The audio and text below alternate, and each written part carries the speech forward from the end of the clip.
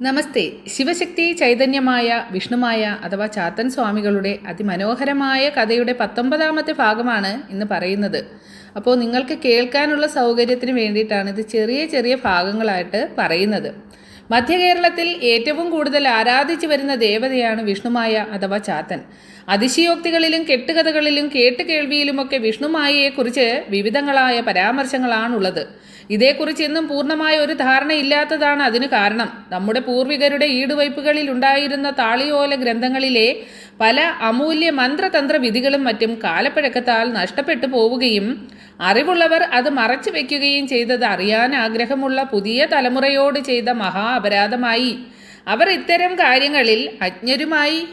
പുരാണ കഥകൾ പഴഞ്ചനെന്ന് മുദ്രകുത്തി അവഗണിക്കുന്ന ഒരു കാലമുണ്ടായിരുന്നു. ഇന്നവ വായിക്കാനും കേൾക്കാനും ജനങ്ങൾക്ക് ഏറെ ഇഷ്ടമാണ്.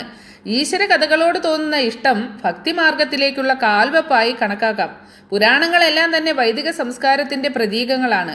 ആ സംസ്കാരം കൈവരിക്കണമെങ്കിൽ ആഴത്തിലുള്ള ചിന്ത അത്യാവശ്യമാണ്.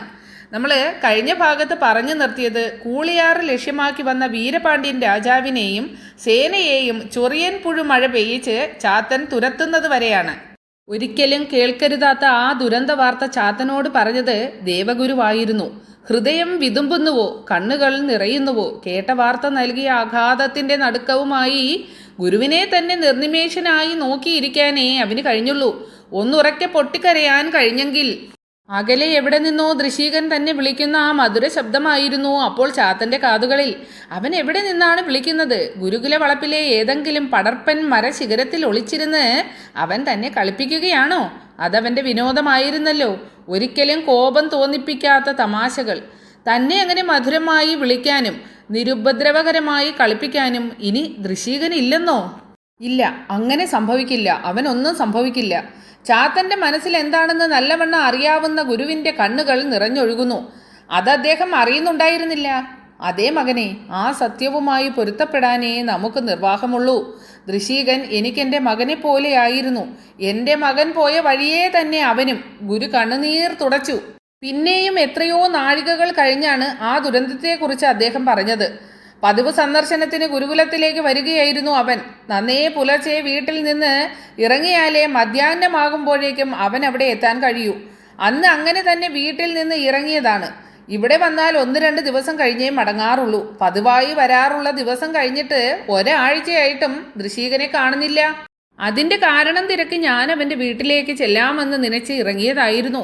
പാതി വഴി എത്തിയപ്പോഴുണ്ട് അവൻ്റെ മാതാപിതാക്കൾ ദൃശീകനെയും തിരക്കി ഗുരുകുലത്തിലേക്ക് വരുന്നു. അപ്പോഴാണ് ഞാൻ അറിയുന്നത് പതിവ് ദിവസം തന്നെ പതിവ് പോലെ പുലരും മുമ്പേ അവൻ ഗുരുകുലത്തിലേക്ക് പോന്നിരുന്നു അത്രേ. ഇത്ര ദിവസം കഴിഞ്ഞിട്ടും കാണാത്തത് കൊണ്ട് ഞാൻ അവനെ തിരക്കി ഇറങ്ങിയതാണെന്ന് പറഞ്ഞപ്പോൾ അവരുടെ അമ്പരപ്പ് വർദ്ധിച്ചു. ഗുരുകുലത്തിലേക്ക് പുറപ്പെട്ടാൽ 3-ാം ദിവസം കൃത്യമായി തിരിച്ചെത്തേണ്ടതാണ്. പിന്നെയും ദിവസങ്ങൾ കടന്നു പോയിട്ടും അവൻ മടങ്ങി വരാത്തത് കൊണ്ടാണ് അവർ വിവരമന്വേഷിച്ച് ഇങ്ങോട്ട് പുറപ്പെട്ടത്. അവൻ മറ്റെവിടേക്കും പോകില്ല. പിന്നെ എവിടെയാണ് ദൃശീകൻ? ആയിടയ്ക്ക് മറ്റൊരു വാർത്ത വനത്തിൽ പ്രചരിപ്പിച്ചിരുന്നു. ഉത്പാടി എന്നൊരു നരഭോജി രാക്ഷസൻ വനത്തിലിറങ്ങിയിട്ടുണ്ടെന്നും ഏതൊക്കെയോ വനത്തിൽ നിന്ന് പലരെയും പിടിച്ചുകൊണ്ടുപോയി ഭക്ഷിച്ചെന്നുമായിരുന്നു ആ വാർത്ത.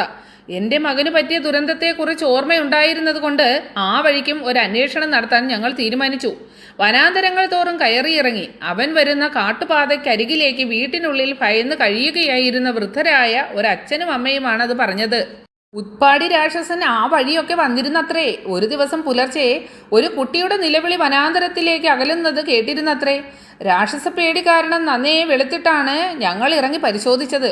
വനത്തിലെ മാർഗത്തിലൂടെ ആരെയോ വലിച്ചിഴച്ചു കൊണ്ടുപോയ ലക്ഷണങ്ങൾ കാണാൻ കഴിഞ്ഞു അത്രേ. അവൻ പറഞ്ഞ ആ ദിവസം അതേ നേരത്താണ് ദൃശീകൻ അതുവഴി കടന്നു പോകാനിടയുള്ളത്.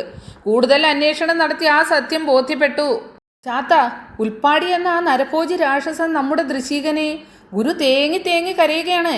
ഗുരുവിനെ ആശ്വസിപ്പിക്കാൻ കെൽപ്പില്ലാതെ സ്വയം ആശ്വസിക്കുവാൻ കഴിയാതെ ചാത്തൻ ഗുരുവിനോട് യാത്ര പോലും പറയാതെ നിശബ്ദനായി ഇറങ്ങിപ്പോരുകയായിരുന്നു.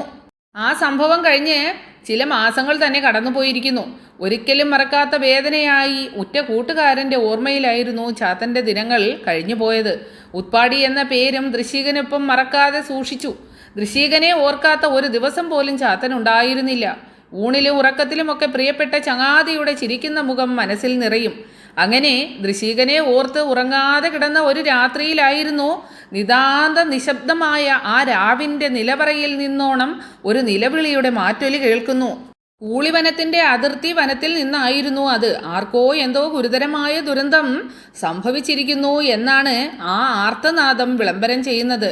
ചാത്തൻ്റെ കാതുകളിലും ആ രോദനം വ്യക്തമായും എത്തിയിരിക്കുന്നു. പാവപ്പെട്ട മനുഷ്യർ താമസിക്കുന്ന താഴ്വാര പ്രദേശമാണത്.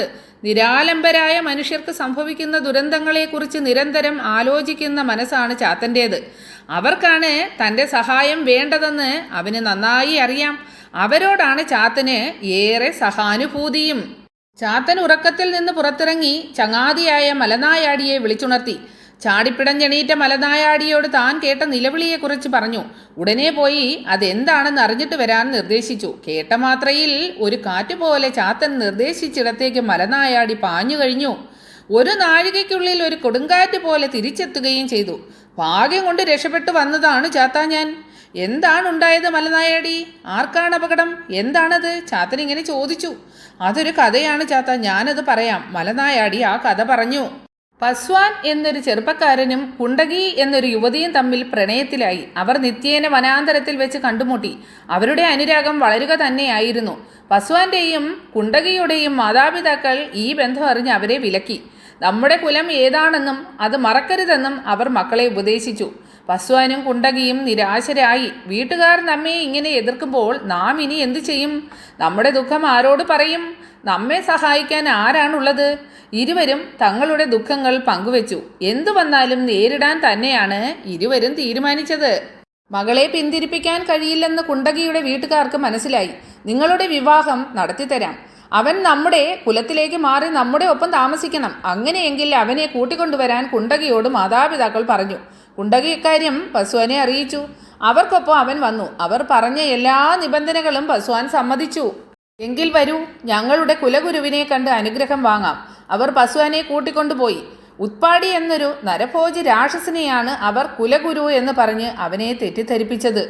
ആ പേര് കേട്ട ക്ഷണം ക്ഷമയോടെ മലനായാടിയുടെ വിവരണം കേട്ടിരുന്ന ചാത്തൻ ഞെട്ടിപ്പിടഞ്ഞെണീറ്റു. പറയൂ മലനായാടി, ബാക്കി കൂടി വേഗം പറയ്. ചാത്തൻ ധൃതി കൂട്ടി. ചാത്തൻ്റെ ആ ഉത്കണ്ഠ മലനായാടിക്ക് മനസ്സിലായില്ല. അവൻ തുടർന്നു. ഉത്പാടി എന്ന ആ ഭീകര നരഭോജി രാക്ഷസൻ മനുഷ്യരെയും മൃഗങ്ങളെയും പച്ചയോടെ കടിച്ചു തിന്നുന്നവനാണ്. ഉണ്ടക്കണ്ണുകളുള്ള ഒരാജാനുബാഹു, നീണ്ട പല്ലുകൾ, രക്തത്തിൻ്റെയും മാംസത്തിൻ്റെയും ദുർഗന്ധമുള്ള ശരീരം. കുലഗുരുവെന്ന് തെറ്റിദ്ധരിപ്പിച്ച് പസ്വാനെ കൂട്ടിക്കൊണ്ടുവന്നത് ഉത്പാടിയുടെ ഗുഹയിലേക്കാണ്. ഉത്പാടിക്ക് ഭക്ഷണമായി പസ്വാനെ നൽകുക എന്നതായിരുന്നു ബന്ധുക്കളുടെ ഉദ്ദേശം. പസ്വാനെ ചതിക്കാൻ കൊണ്ടുപോവുകയാണെന്ന് കുണ്ടകിക്ക് സംശയമുണ്ടായി. താനും ഒപ്പം വരികയാണെന്ന് അവൾ പറഞ്ഞു. ബന്ധുക്കൾ അവളെ തടഞ്ഞു. നീ അവിടേക്ക് വരണ്ട, ഞങ്ങൾ തിരിച്ചു വന്നാലുടൻ നിങ്ങളുടെ വിവാഹം. അവൾ പക്ഷേ അത് ചെവിക്കൊണ്ടില്ല. കുണ്ടകിയും അവരോടൊപ്പം നടന്നു. പസ്വാനെ മാത്രമല്ല, അവരുടെ ബന്ധുക്കളെയും ഉത്പാടി ഭക്ഷണമാക്കുമെന്ന് തീർച്ച. പസ്വാനെ കൊടുത്താൽ അവന് തൃപ്തിയാകുമെന്നാണ് ബന്ധുക്കൾ കരുതിയിരിക്കുന്നത്. അവർ ഗുഹയ്ക്ക് നേരെ നടക്കുന്നത് കണ്ടിട്ടാണ് ഞാൻ ഇങ്ങോട്ട് പാഞ്ഞത്. അവർക്കൊപ്പം പോയിരുന്നുവെങ്കിൽ ഞാനും. എന്താവശ്യമുണ്ടെങ്കിലും നിന്നെ ഉറക്കെ വിളിച്ചു കൊള്ളാൻ പറഞ്ഞിട്ടാണ് ഞാൻ ഇങ്ങോട്ട് ഓടിയത്. മലനായാടി പറഞ്ഞു നിർത്തി. ദൂരെ നിന്ന് മനുഷ്യഗന്ധം മണത്തറിഞ്ഞ ഉത്പാടി ഗുഹ വിട്ടു പുറത്തേക്കിറങ്ങി. അവനെ കണ്ട നിമിഷം കുണ്ടകി നിലവിളിച്ചു. ആ നിമിഷം ആരോ തന്നെ വിളിക്കുന്നുണ്ടെന്ന് ചാത്തന് തോന്നി. ജ്ഞാനദൃഷ്ടിയിൽ അവൻ കുണ്ടകിയെ കണ്ടു. അവളുടെ അലമുറ കേട്ടു. ആ ക്ഷണം മലനായാടിക്ക് മുന്നിൽ നിന്ന് ചാത്തൻ അപ്രത്യക്ഷനായി. മലനായാടിക്കൊന്നും മനസ്സിലായില്ല. ഏതു രൂപം ധരിക്കാനും മായാവിയാകാനും കഴിവുള്ള ചാത്തൻ ഒരു ഞൊടിക്കുള്ളിൽ ഉത്പാടിയുടെ ഗുഹാമുഖത്തെത്തി. മായാവിയായ ചാത്തനെ ആരും കണ്ടില്ല. പക്ഷേ ചാത്തൻ എല്ലാം കണ്ടു. അവിടുത്തെ രംഗം കണ്ടപ്പോൾ തന്നെ പന്തിയല്ലെന്ന് പസ്വാന് ബോധ്യമായി. അവൻ ചതി മനസ്സിലാക്കി. എന്നിട്ട് ആ നിമിഷം മിന്നൽ വേഗത്തിൽ അവൻ തിരിഞ്ഞോടി. ഗുഹാമുഖത്തു നിന്നും ചാടിയിറങ്ങിയ ഉത്പാടി പസ്വാന്റെ പിന്നാലെ കുതിച്ചു. ഒപ്പം തന്നെ മായാവിയായി ചാത്തനും ഉണ്ടായിരുന്നു. പസ്വാനെ പിടിക്കാൻ ഉത്പാടി കൈ നീട്ടിയ നിമിഷത്തിൽ ചാത്തൻ ആ കൈ കടന്നു പിടിച്ചു. ഒപ്പം കാട്ടാളൻ്റെ മുഖമടച്ചൊരടിയും കൊടുത്തു. 4 വട്ടം കരണം മറിഞ്ഞ് ചാടി എണീറ്റ രാക്ഷസൻ തനിക്ക് എന്താണ് സംഭവിച്ചതെന്നറിയാതെ ചുറ്റും മിഴിച്ചു നോക്കി. ലക്ഷ്യത്തിലേക്ക് കുതിക്കാൻ ശ്രമിച്ച കാട്ടാളനെ ചാത്തൻ കടന്നു പിടിച്ചു. പസ്വാൻ ഓടി രക്ഷപ്പെട്ടു. ഉത്പാടി ചാത്തന് നേരെ തിരിഞ്ഞു. പിന്നെയൊരു പോരാട്ടമായിരുന്നു. ഇവനുമായി ഏറ്റുമുട്ടിയാൽ തോൽക്കേണ്ടി വരുമെന്ന് മനസ്സിലായപ്പോൾ ഒന്ന് നിന്ന് കറങ്ങി ഉത്പാടി ഭൂമിക്കടിയിലേക്ക് കടന്നു കളഞ്ഞു. പിന്നാലെ ചാത്തനും. ദുഷ്ടരാക്ഷസൻ മാത്രമല്ല ഉത്പാടി, ദുർമാന്ത്രികനുമാണ്. കാട്ടാളരിലെ മാന്ത്രികൻ, മാന്ത്രികരിലെ കാട്ടാളൻ. പരമേശ്വര ശക്തിയാൽ ചാത്തനുള്ള കഴിവുകളിൽ പലതും ദുഷ്ടശക്തിയാൽ ഉൾപ്പാടിക്കും വശമാണ്. ഭൂമിക്കടിയിലേക്ക് താഴ്ന്ന ഉൾപ്പാടി തൻ്റെ മാന്ത്രിക വിദ്യ ഉപയോഗിച്ച് താതിരി വൃക്ഷത്തിൻ്റെ വേരിലൂടെ മരത്തിൻ്റെ ഉള്ളിലേക്ക് കടന്നു. ചാത്തനും അതേ വഴി പിന്തുടർന്നു. പിന്നിൽ തന്നെ ചാത്തനുണ്ടെന്ന് ഉത്പാടി തടിയിൽ നിന്ന് ശിഖരത്തിലേക്ക് കടന്നു. ശിഖരത്തിൽ കയറി ഇങ്ങനെ നോക്കുമ്പോൾ മറ്റൊരു ശിഖരത്തിൽ തൊട്ടു മുന്നിൽ തന്നെ ചാത്തൻ നിൽക്കുന്നു.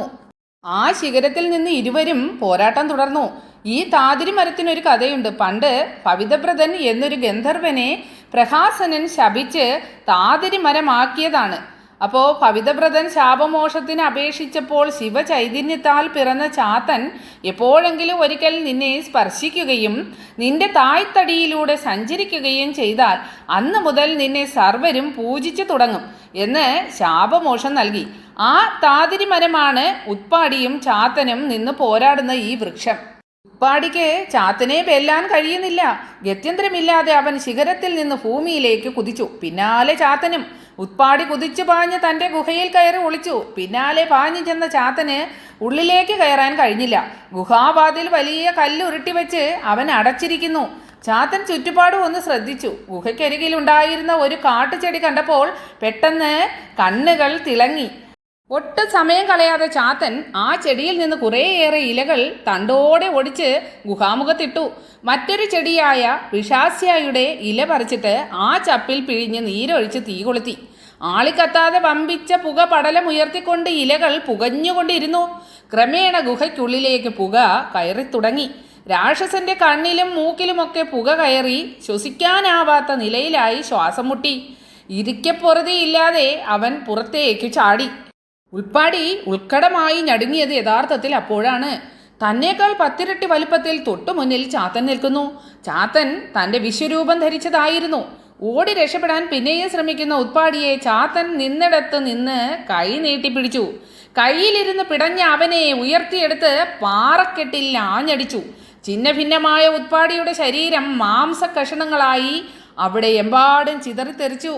പെട്ടെന്നാണ് അത് സംഭവിച്ചത്. ചിന്നച്ചിതറിയ മാംസകഷണങ്ങൾ ഒന്നിച്ചു ചേർന്ന് ഉത്പാടി പുനർജനിച്ചു. വീണ്ടും ചാത്തൻ ഉത്പാടിയെ പിടിച്ച് പാറക്കെട്ടിൽ ആഞ്ഞടിച്ചു. വീണ്ടും ഉത്പാടി പുനർജനിച്ചു.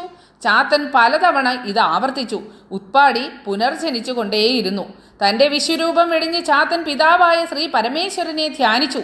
അപ്പോൾ ഒരശരീരി കേട്ടു, മകനെ, ഉത്പാടിയുടെ ജീവൻ അവൻ്റെ വലത്തെ കണ്ണിലാണ്, അത് നശിപ്പിക്കുക. ഉടനെ ചാത്തൻ ഉത്പാടിയുടെ വലത്തെ കണ്ണിനെ ലക്ഷ്യം വെച്ച് അമ്പെയ്തു. ഉത്പാടിയെ കൊന്നു വീഴ്ത്തി.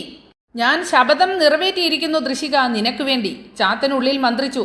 പസ്വാനും കുണ്ടകിയും ചാത്തന് മുന്നിൽ സാഷ്ടാംഗം പ്രണാമം ചെയ്തു. ദുഷ്ടനിഗ്രഹത്തിന് കാരണഭൂതരായ അവരെ ചാത്തൻ അനുഗ്രഹിച്ചു. ഇരുവരെയും എതിർത്ത ഇരു വീട്ടുകാരും ഒരു മനസ്സോടെ അവരുടെ വിവാഹം നടത്തിക്കൊടുത്തു. അടുത്ത നിമിഷം ചാത്തൻ അപ്രത്യക്ഷനായി.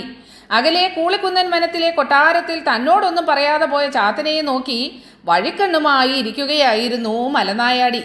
അപ്പോൾ ശിവശക്തി ചൈതന്യമായ ശ്രീ വിഷ്ണുമായ ചാത്തൻ സ്വാമികളുടെ അതിമനോഹരമായ കഥയുടെ 19ാമത്തെ ഭാഗം ഇവിടെ നിർത്തുകയാണ്. അടുത്ത ഭാഗം എല്ലാവർക്കും ഉടനെ തന്നെ കേൾക്കാം. എല്ലാവരെയും ഭഗവാൻ അനുഗ്രഹിക്കട്ടെ. ഹരേ കൃഷ്ണ.